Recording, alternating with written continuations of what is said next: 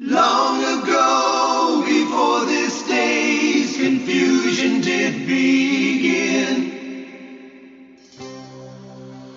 throughout the stars did we go wandering. Distance was no barrier, and time it had no hope.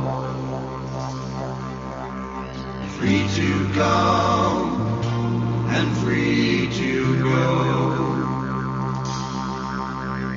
Free to come and free to go. Open up the book of stars. Open up the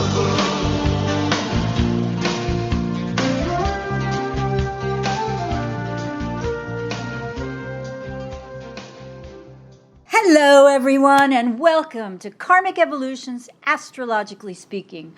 I'm your host, Sherry Horn Hassan of Karmic Evolution Astrology, coming to you on January 6, 2022 from Contact Talk Radio. Just a quick reminder that this show aims to bring you the truth about astrology and your soul's karmic evolution.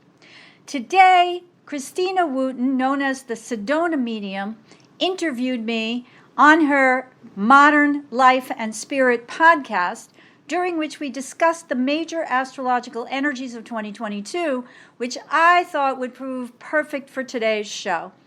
I tackled the deeper meaning of the current Venus retrograde in Capricorn, the lingering Saturn-Uranus square energy, 2022's Mercury retrograde cycles as they move from air to earth, the Pisces-Jupiter-Neptune conjunction this April, Jupiter into Aries in May, followed by Mars' journey through Gemini for 7 full months, including his fall retrograde period, and the transiting karmic nodal shift into Scorpio and Taurus beginning very soon.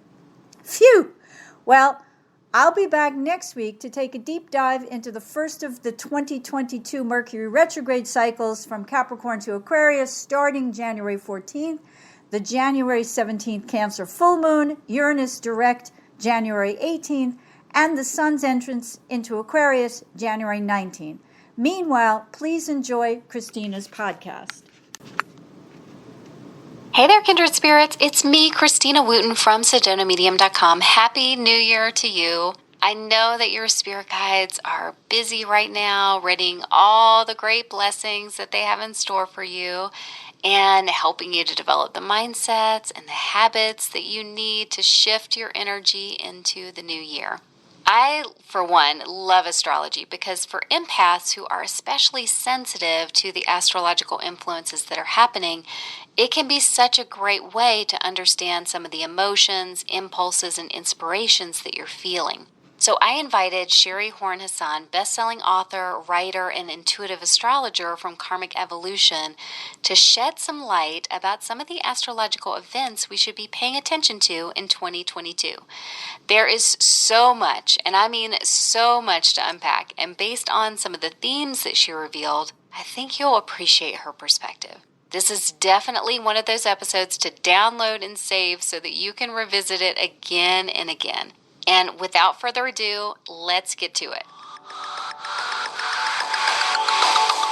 Welcome to the Modern Life and Spirit podcast, where we explore spiritual topics relevant to today's world. Your hosts, certified psychic medium Christina Wooten and Reiki master teacher Robert Wooten, break down how to work with spirit to create more positive growth in your life. Consider this podcast your go-to spiritual resource for navigating the modern world. Hi, welcome, Sherry, to Modern Life and Spirit podcast. Thank you so much for being a part of our show, for sharing with us today. You're going to be talking about the astrology and all the exciting things that are happening in 2022, which from my understanding of what you were sharing, it's a lot that's going on. I'm so excited to talk to you about this today. Thank you for asking me. I'm thrilled to be part of it, so I appreciate it. I was hoping that you could introduce yourself to our listeners and share a bit about who you are, what your expertise is, how they can learn more about you before we dive in. Sure. I am what I call an archetypal psychological evolutionary astrologer. However, my professional bread and butter from the time I came out of college, I studied literature. I was in the editorial realm in what's known as trade journalism, which is business journalism. So I was a business writer. It's interesting because when I was probably about 14, I had one summer where I was like alone. Everybody was out of town. My friends, I had one or two like best friends, and they went away for the summer or whatever. I got a book and I taught myself hatha yoga. And the other thing that I did was that I got a book about how to cast a chart by hand, how to do your natal horoscope. And it was before computers. My father was a mathematics professor at the local college, at Wagner College on Staten Island, where I was born and raised. And I was too intimidated or afraid to go to ask him for help because it was like geometrical, using the compass and doing the math. And so I put it away. Well, the other thing is that my father, when I was young, I was probably about 9. My father was a mathematics and physics professor. And on Staten Island, which is part of New York City, the Wagner College built a planetarium. And in New York City, it was the only other planetarium besides Hayden Planetarium, which is the big planetarium that tour groups and school classes would go to learn astronomy, right? So my father became the director of the planetarium at Wagner. And he took me and my mother and my brother up to the planetarium to practice, right? To learn the technology or whatever. And it's there that I started learning about the constellations. And I had written a story, and it was like, household words in my home were Betelgeuse and Rigel and Sirius and Aldebaran and stuff like that. Wow. And so I learned some of the major constellations, which then led me to ask my father more about them. He gave me a book on the myths. And that's really what started me, in combination with, like I said, trying to cast a chart probably a couple of years later. So I go into publishing, fast forward, I get married, I have a son, and I get diagnosed in March of 2000 with multiple sclerosis. So that was the turning point for me. And that was at pretty much what we would call the classic midlife crisis time. And astrologically, that's Neptune square Neptune and Uranus opposite Uranus, which is the latter is very much a break-free individuation point. So right before my 42nd birthday, I get this diagnosis. I'm pretty much numb from the waist down. I get the treatment and I recover.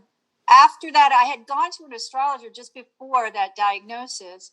And I went back to her because she started teaching locally. So the year after my diagnosis, I started learning astrology seriously. And over those couple of years, it led me to read astrologers like Liz Green, who's a Jungian astrologer, and Howard Sasportas. And then I started traveling. I joined the Astrological Society of Princeton. And they're a very good, renowned group that was connected with Rob Hand, who's very well known in the astrological world. And then started traveling and just going to all the conferences and, went abroad and studied in England. And so that was little by little. So I ended up with a diploma certification in psychological astrology and a master's level certification in evolutionary astrology with Stephen Forrest, who was one of my mentors, who's also very well known. And then I also studied past life regression work with a woman named Patricia Walsh, who's also an astrologer. So it all sort of just was a journey, and it changed my life.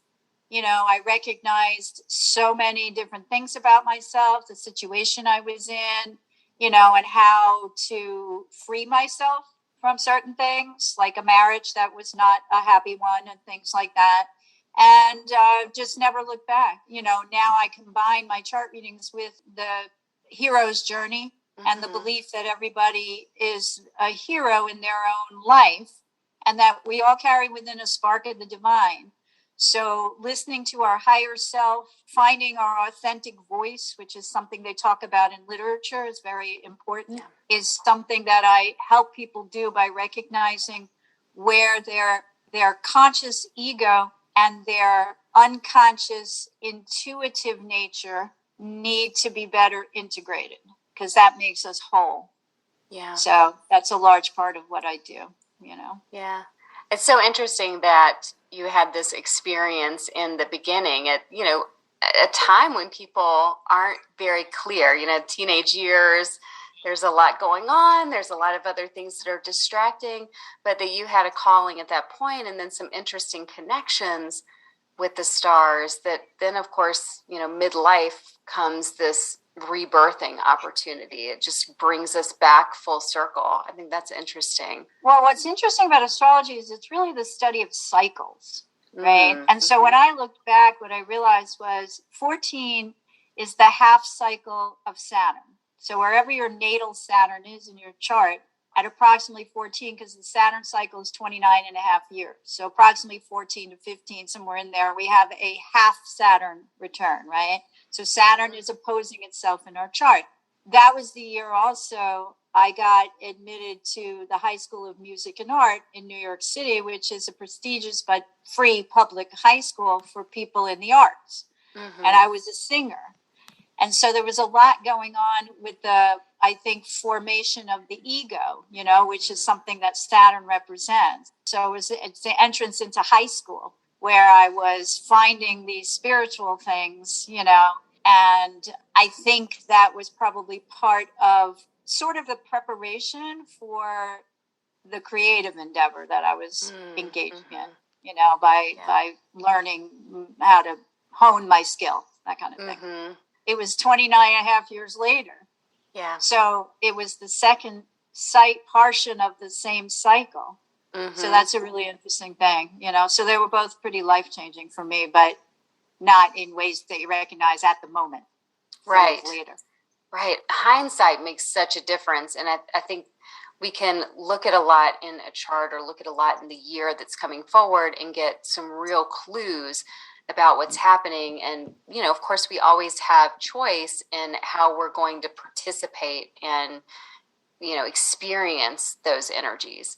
And all of that blends together. And then in hindsight, we can develop this wisdom from it, which is exciting. I love what you were sharing about astrology being this study of cycles. I'm always interested in what is coming up so that I can understand how to ride this wave to the highest and best. If I'm thinking about life experience, if I'm thinking about the opportunity that's there, if I want to milk this opportunity for everything that it is, what is being presented? So obviously we've been through this huge shift and change over the last few years. And I think 2022, 2023 is all part of that, still unfolding. What is your feeling or assessment of the overall energies in 2022? Okay, well, everyone may not be thrilled to hear this, so bear with me. But for all of 2021, for those who follow astrology, and if you don't, one of the major influencing energies has been the fact that Saturn in Aquarius has been squaring Uranus in Taurus. Now, Uranus went into Taurus in the spring of 2018, and that represents a shift in our values towards a more progressive nature. Uranus is always futuristic. Uranus is always about the process of individuation and being who we came here really to be. My study of past life regression, for those who believe in past life karma, but not in karma in terms of a punitive sense, right, but in terms of what the soul endured, experienced, and how it was conditioned.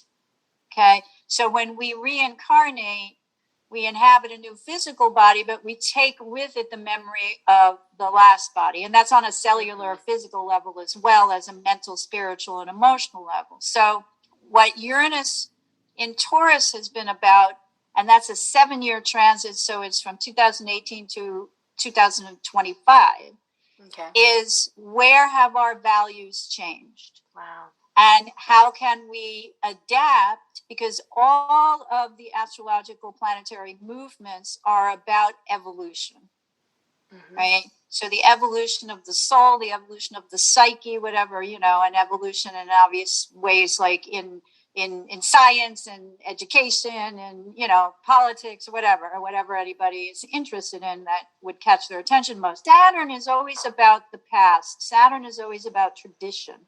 Saturn is always about the status quo, and it represents authority.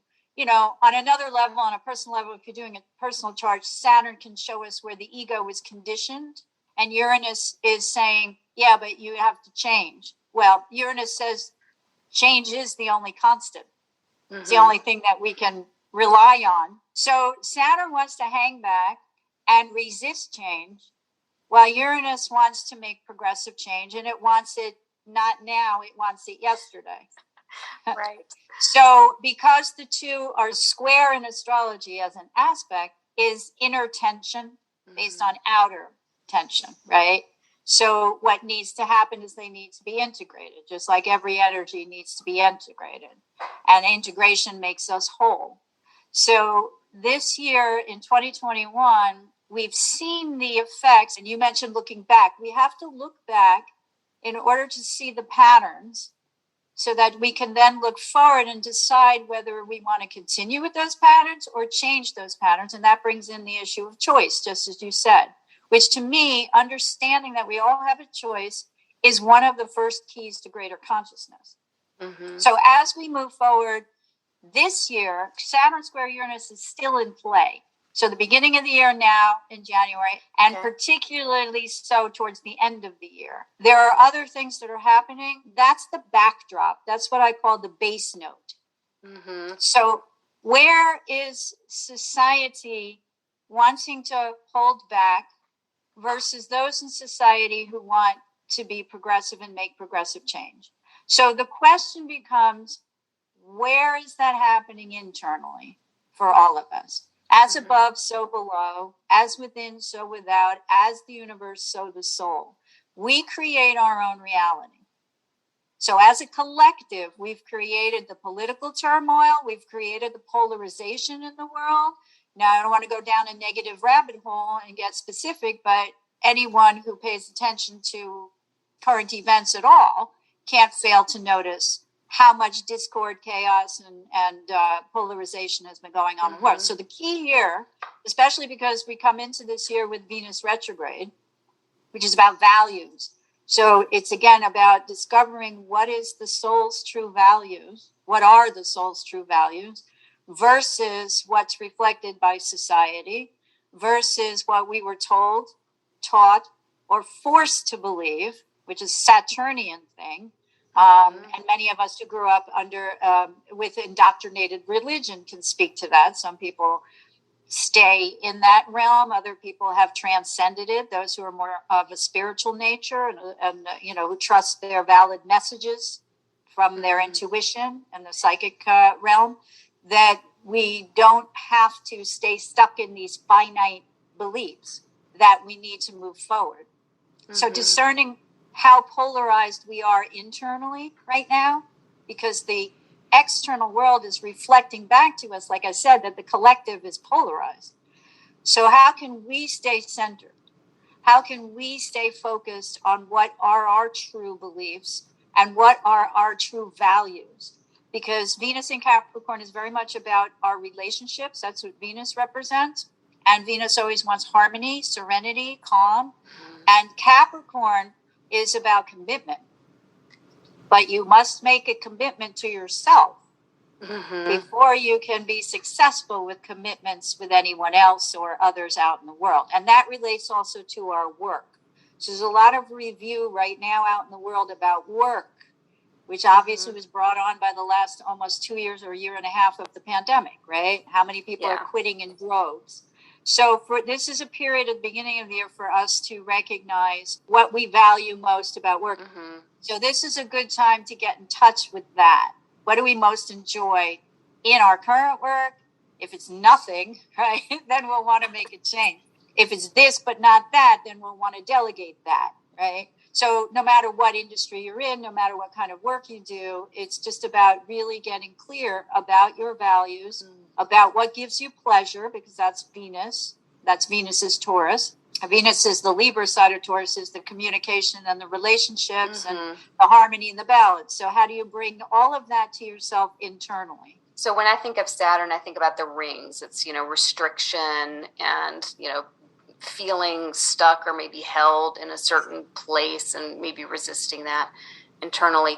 But when I think about this conflict that's coming up and, is a part of our reality now, it seems like the opportunity there is when we're in a place of feeling like we're analyzing that inner conflict, we're, diving deep into it. It's when our greatest truth comes forward. It's when we're able to, be more honest with ourselves, when we're in a place of change, when we're in a place of, standing at the crossroads and determining which way to go. There's a rawness that comes with that. There's an authenticity that comes when we're in that. So I love what you were saying about the values and being able to really center and focus on values as a means of helping us navigate this, feeling a little bit pulled apart, but at the same time trying to see it as an opportunity of this is where we can jump on that bandwagon, perhaps on the job change that we've needed, on the relationship change that we've desired and maybe put off or,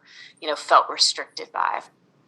There's a couple of things I'll just add to what you said. Saturn in traditional astrology, which goes back to at least like the late 1600s, Saturn was the last planet we could see by eye, which is why in traditional astrology, the real traditionalists don't even count the outer planets because they stick rigidly to the old system. They're very Saturnian, okay? So Saturn is known as the ring past knot because once you go beyond Saturn, you're in an unconscious realm in terms of psychological astrology, right? So as you say, the rings are restricting. What's restricting also is that, if you can't see it, you might not believe it. Saturn is representative of that. I can't see it. I can't taste it. I can't smell it. I can't touch it. It doesn't exist. What are you, crazy? And any of us who have people in our lives who, think we're nuts because we do what we do, that's a simple, it's a simple enough to recognize, right? So they're very boundaried.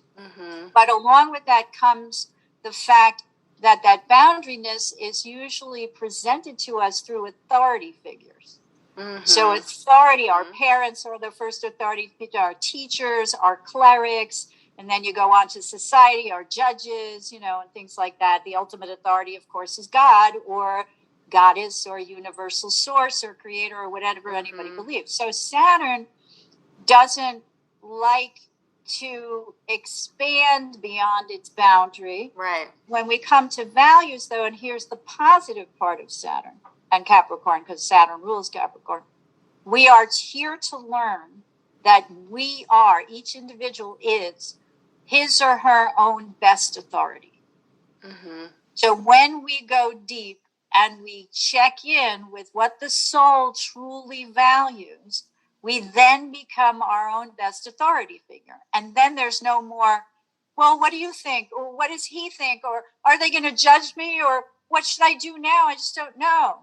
You go to that place of center, whether it's through your meditative practice, your mindfulness, your creative endeavors or whatever, and you talk to your soul. You hear your authentic voice, you hear your higher self come through. And that's a huge part of the positive nature of Saturn, because Saturn wants us to grow wise enough to be able to trust and believe in ourselves. I love that. I love that understanding of Saturn is this invitation, because it can feel oppressive. I love how you said boundaried. I think that's a perfect description for it. But that you're replacing an outer external authority with the internal. Absolutely. Absolutely. Beautiful. And that's a hard journey for a lot of us. Whatever.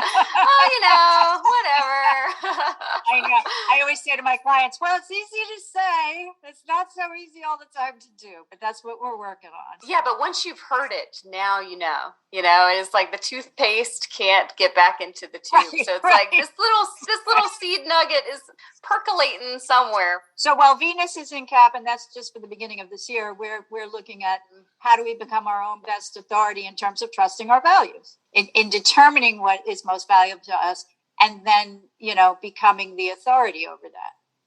So what are the things we need to look for from, let's say, the first half of the year, from January through June? What's the important stuff? If you were just kind of pulling out the major elements that we needed to keep in mind, or gateways, opportunities, what do you feel like are the biggest influences? I mentioned, I think that for probably most of 2022, we're still going to have this outer polarization, right?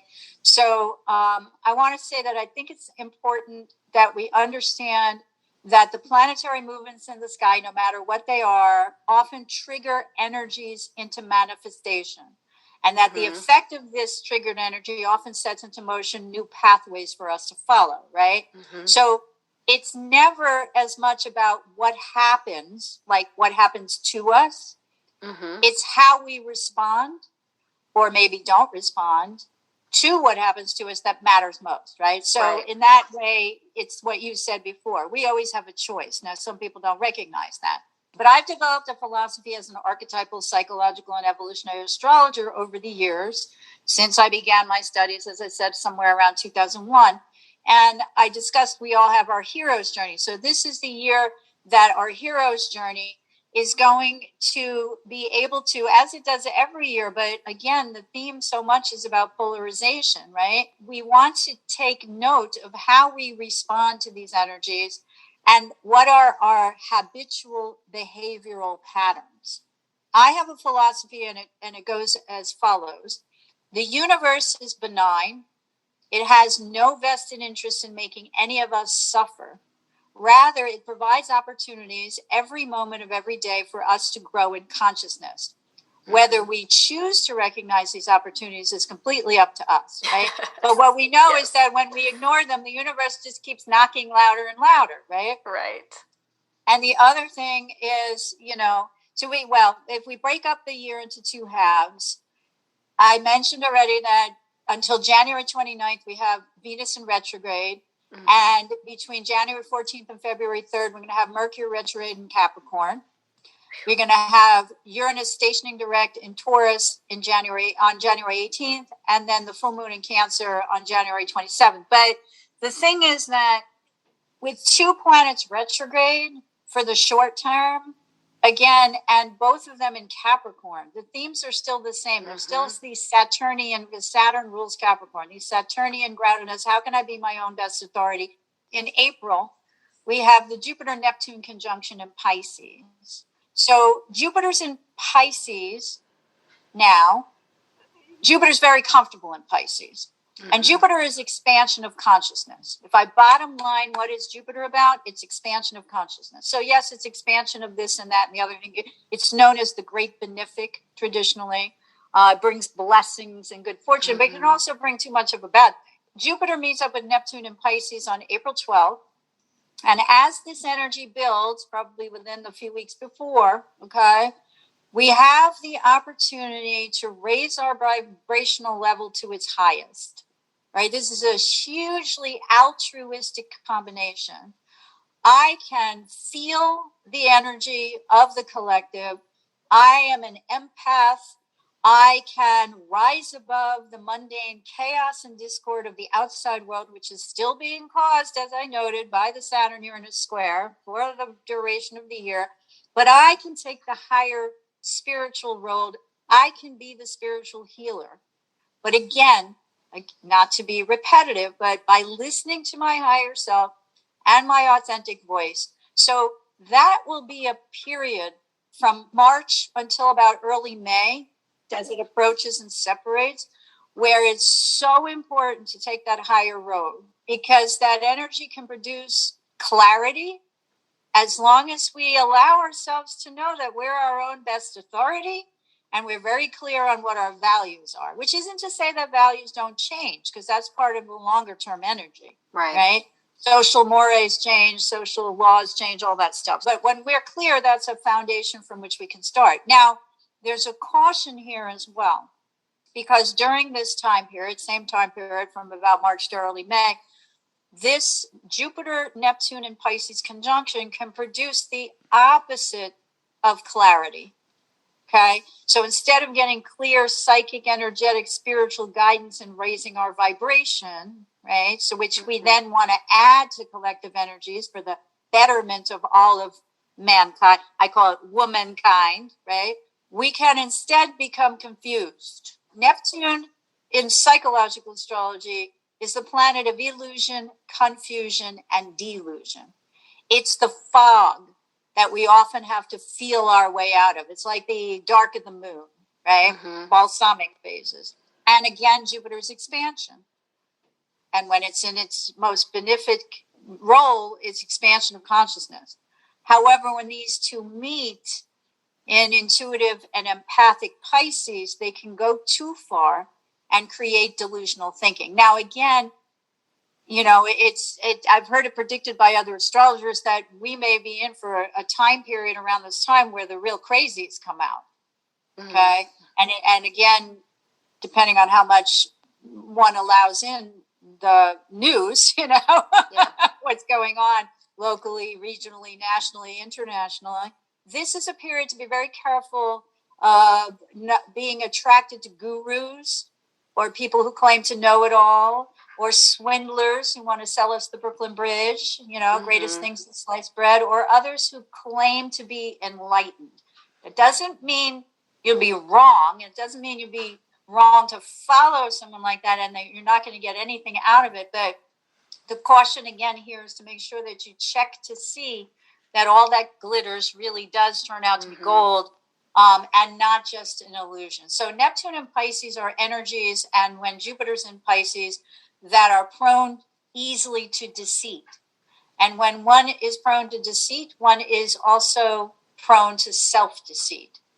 And that can set up a pattern where we get conned into believing that we're saving somebody else or others, or that we can be saved by another or others, right? So my advice is to continue meditative practices. Go to that higher place where you receive divine guidance. Ground yourself so you can shield yourself from unwanted, intrusive energies of others, right? Anyone who's an empath, a psychic, an intuitive, who knows that they absorb the energy of the collective unwittingly, right? It's particularly important then to look into how to erect boundaries. That's, again, where Saturn has a good connotation, right? Yes. We want to let in all the good stuff, but block out all the bad stuff. And not only block out the negative stuff, we need to rid ourselves of the stuff that does come through, right? So the meditative process, and particularly creative endeavors, and when I use the word creative, I use it very loosely. You can string tin cans together and it's art, you know? So when we get into mindfulness, we are looking at the creative process, and this is how we expel the unwanted energy. So we first want to block it from coming in, but that which comes in, we then want to work on expelling. So we protect our energies. Whatever we can't protect against, we get rid of. And those are the easiest ways to do it. Now, Jupiter is going to move on to enter Aries on May 10th. So the energy is going to shift. And Jupiter is then going to be ruled by Mars. And Mars is going to enter Gemini not until the second half of the year on August 20th, but he's going to stay in Gemini for 7 months because he's going to retrograde from October 30th through January 11th of 2023. So that energy for the second half of the year, Mars retrograde is about going deep to find your inner warrior. Meanwhile, we have Chiron in Aries, which is also like a 7-year transit. And so Chiron is the wounded healer. And in Aries, if in the collective, where have we been wounded because we didn't follow our own instinctual or instinctive nature? So if somebody punches you, you punch him back, right? Not to bring up a violent example, but how do we each react to things that happen to us? And we all have a different way. And a lot of that has to do with our natal moon, because the moon is the emotions. A fire moon, you hit me, I'm a fire moon, I'm going to hit you back. An air moon is not going to hit back. It's going to go, why did he do that? I wonder what made him decide to punch me. I know we were fighting about this, but punch me? You know what I mean? Mhm. Like, use Yeah. your words, dude, you know. A water moon is going to cry Yeah. and retreat.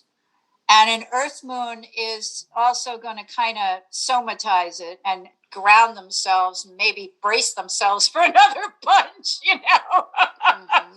So it's going to try to make practical sense. It's a little more like the air, you know. But the thing is that with Mars and Gemini for so long, there could be a lot of arguments. There could be a lot of mental energy and activity. And Gemini is a mutable sign that I call can get stuck on the mental hamster wheel where we're going round and round and round and round. We can't solve the problem.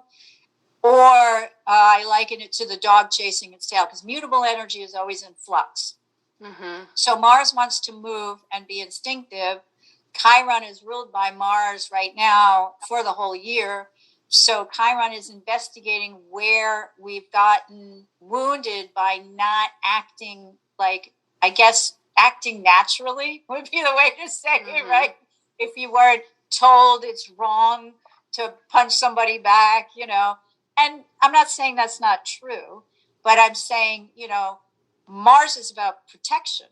The highest use of Mars is to defend and protect others who are weak and less able to defend themselves. But you have to survive. So if someone attacks you, you have to be able to defend yourself. So there's a lot inherent in that, in terms of saying, what can I do to be proactive in terms of my thoughts? And how can I heal any wounds that have existed either from past life karma or early this life, where my personal will has been thwarted or stymied, or I was taught, again, told, or, you know, forced to believe certain things. You can't do that. It's also a great time for people to write and to teach, because Gemini is always about communication. It represents as a rulership over the third house, early childhood education, which I actually taught. It's elementary building blocks. You have to learn your ABCs so you can learn to read. And then you have to learn to read so you can understand the higher meaning, which is the polar opposite of Gemini, which is Sagittarius, right? So anything that brings us back to the elementary basics of our thought processes, it will be in play. And finding that inner warrior. Where can we go? That's when it's retrograde, which is only during that certain period. But it'll still be, Mars retrogrades every 2 years for 7 months at a time. It spends 5 to 6 weeks in the sign normally. I would say it's a great time for journaling. It's a great time for the writers. It's a great time for teachers, you know, and you don't have to be getting paid as a teacher to be a teacher.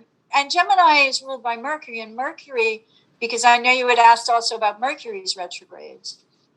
So Mercury is known in psychological and mythological astrology, or archetypal astrology, as the psychopomp. Mercury was the only god in the Olympic pantheon in Greek mythology who could traverse between Mount Olympus and Hades, the underworld. So when Mars goes retrograde, and he's currently going to start, he started at the end of December, and he's got 3 retrograde periods in 2022 where he's backing into Earth. So he's moving out of air. When he moves out of air, he moves out of asking, you know, what is the state of my relationship? That is where we've been for the past year, right?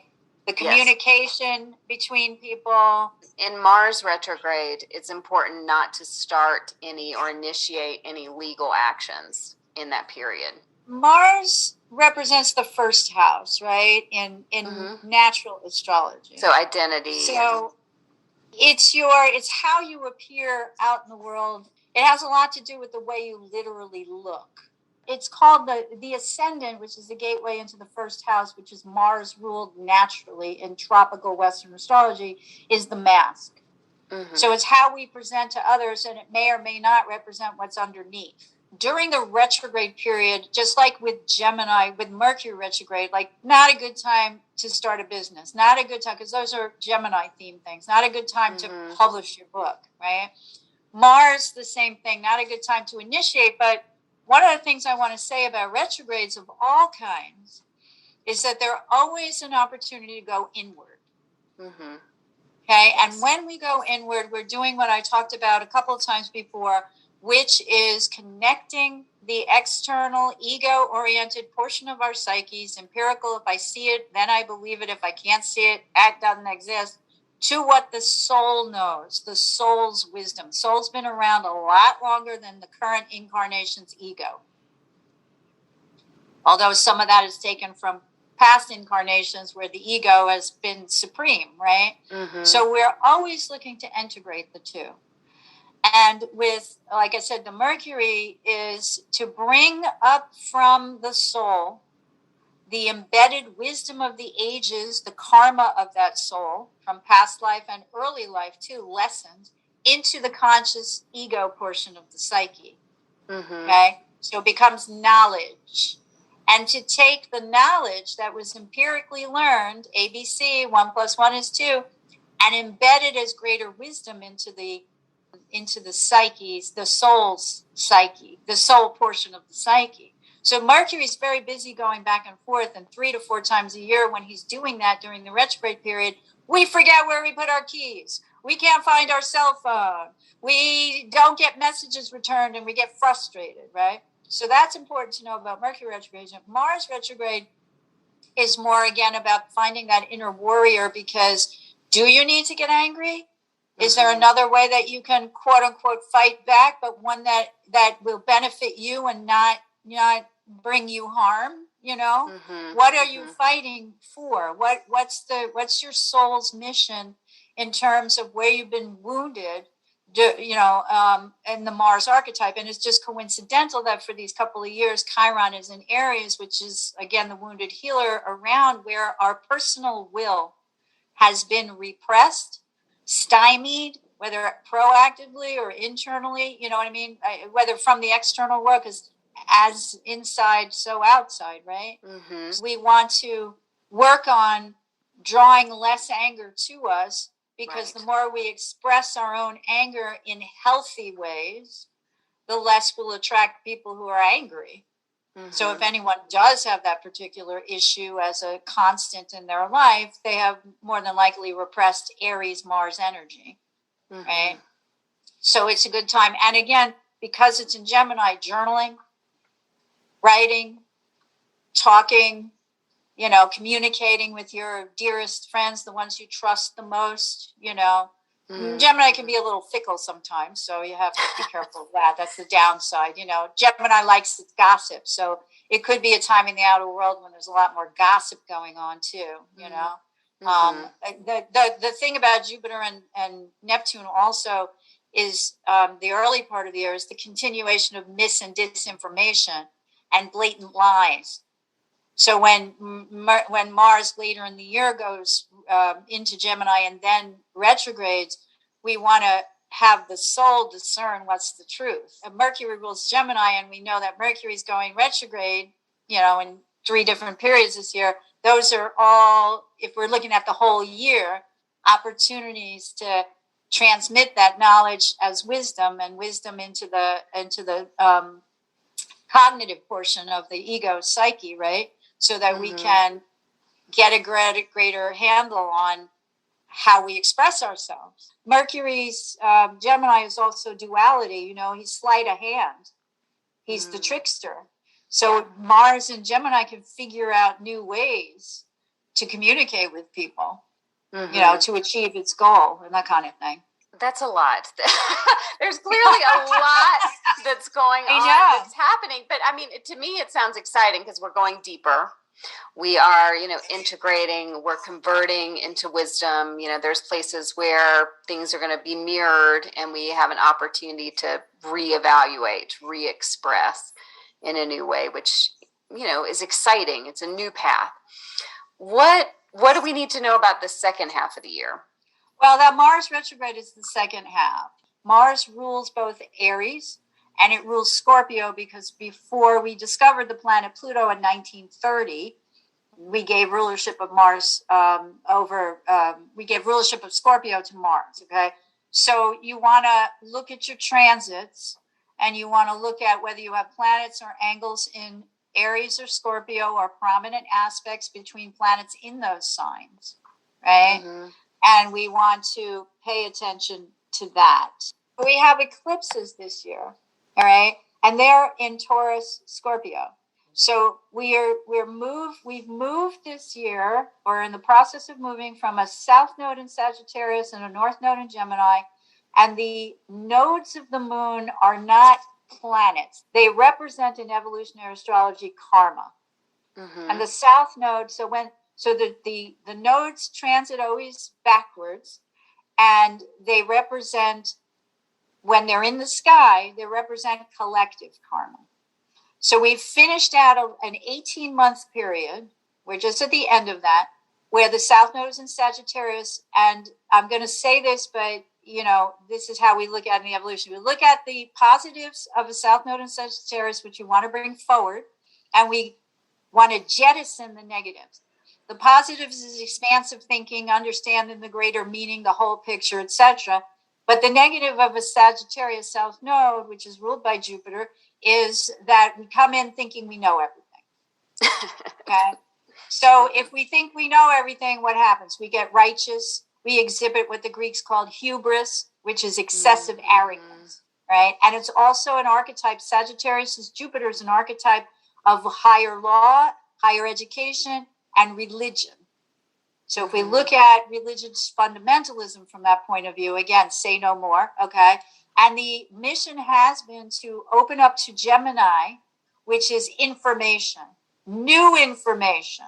Mm-hmm. How does new information change your philosophy of life? So you can think about how that's done that for the last 18 months. And now we're going to go into Scorpio South Node and Taurus North Node. We're getting much more into the death and rebirth kind of imagery, where something has to die for something new to be born or reborn, right? And when does this start? When does that change happen? It starts around January 20th. Okay. That's my birthday.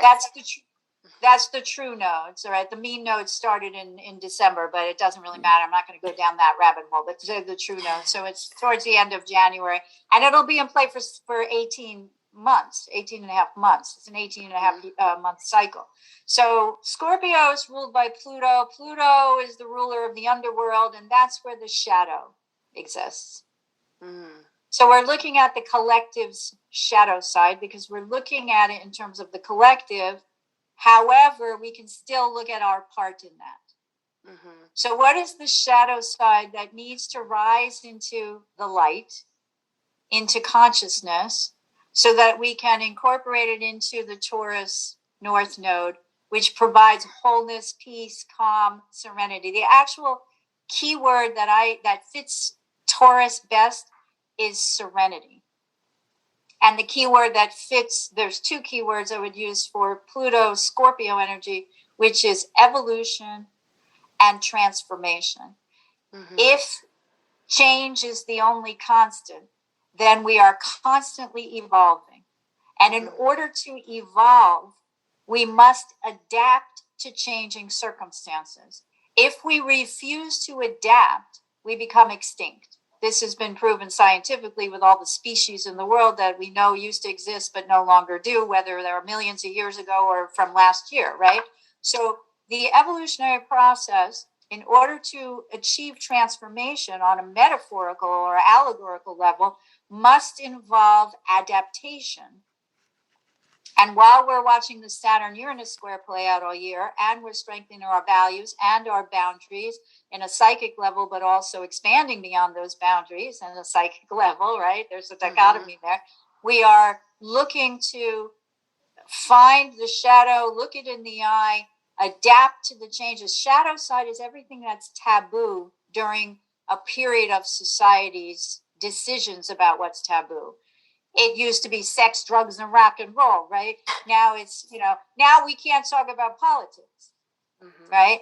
Or perhaps religion, right? So whatever it is, it changes periodically. But when we look at our own shadow, what are we afraid of? When the child is crying in the night out for his mother because there's a monster in the closet, and the mother or father comes in with the flashlight, opens the closet door, pushes back all the clothes, says, "Come here, sweetie. There's nothing here." Okay? We are bringing that into the light, to the conscious mind, right? and incorporating it into our ability to create calm serenity, and dependability. We're seeing a lot of the shadow side of the collective in conglomeration with all the stuff that I talked about the polarization. So again, Taurus is the body. It's the physical body. So we want to take really good care of that body. It's never the wrong time to, up-level your diet, up-level your exercise routine, up-level your meditative practice, up-level your creative expression, right? All those are things that we've talked about that we touched on as part of every year, but, and more specifically in this year. So remember, too, that, Venus is a ruler of Taurus, is about what gives us pleasure. Right. Senses, enjoyment. What gives us pleasure is what we value.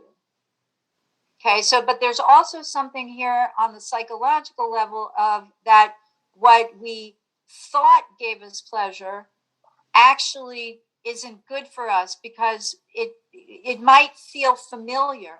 We may feel comfortable with certain things that give us pleasure, but they need to change because they're not necessarily good for us. So when you change up overeating for saying, when I go to the refrigerator, I'm going to go for a walk instead. And you switch out one habit for another, right? Which is really important. So as we uncover the shadow side, the things that we're most afraid of, and Pluto's about control. Scorpio's about manipulation. It's about jealousy. It's about control, right? So as the nodes shift, we're going to look in the collective. It's also money, other people's, worth. And Venus is associated with finances too, but Pluto is controlling people through money. So when we're looking at the collective too, we're looking at, but what's our part in that? Our part in that is to say, I'm going to get clear about my shadow side, bring it out into the light, dispel the fear that anyone would know that I had secret thoughts about having an affair with my, husband's brother, or whatever. But I mean, we're human. That's why we have these thoughts. We can't, why repress them and deny them? Let them out into the open air. And then one day when you see your brother-in-law, he's doing something gross and you go, ew, I don't know why I ever liked him. We want to take that stuff, get clear about it while we're getting clear about those values, clear about the boundaries, all that other stuff. What is our place in society? And the thing I want to repeat is, while the external world is polarized, we want to do everything we can to keep that polarization from infiltrating us internally. Keep clear, keep grounded, keep focused, and again, learn your, true values, which it's fine if they change. Of course they're going to change. You're going to have, those of us who are mothers, you have one set of values when you have a toddler and another set of values when they're a teenager.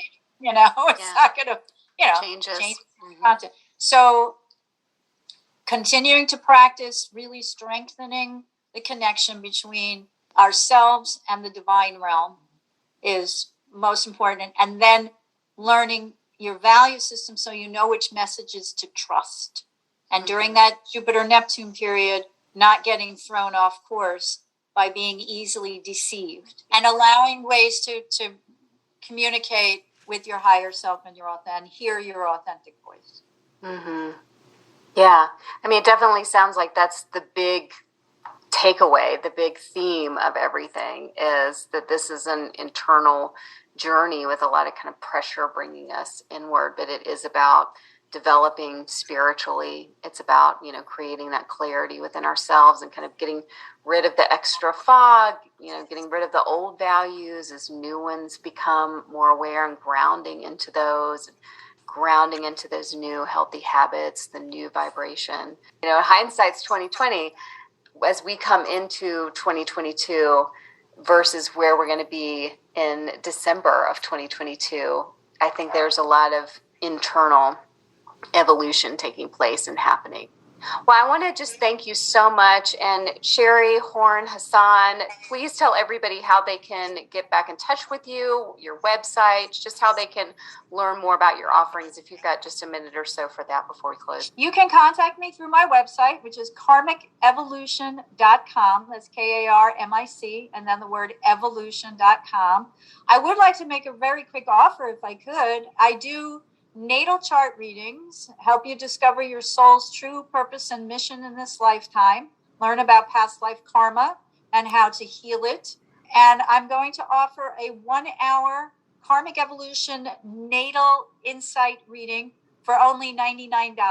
My regular reading is almost twice that. So if anyone is interested, Wow. You can contact me through the website or at Sherry, and it's SHERI, at karmicevolution.com. Okay, I want to thank everyone for joining us today, and I hope you found the information presented here helpful as you continue your karmic evolution in this lifetime. Please be sure to join me again next week on January 13th when I'll talk about the things that I mentioned at the beginning of this show for another episode of Karmic Evolutions, Astrologically Speaking. Until then, may your journey be filled with karmic healing and the joy of greater consciousness. Namaste. Long ago, before this day's confusion did begin,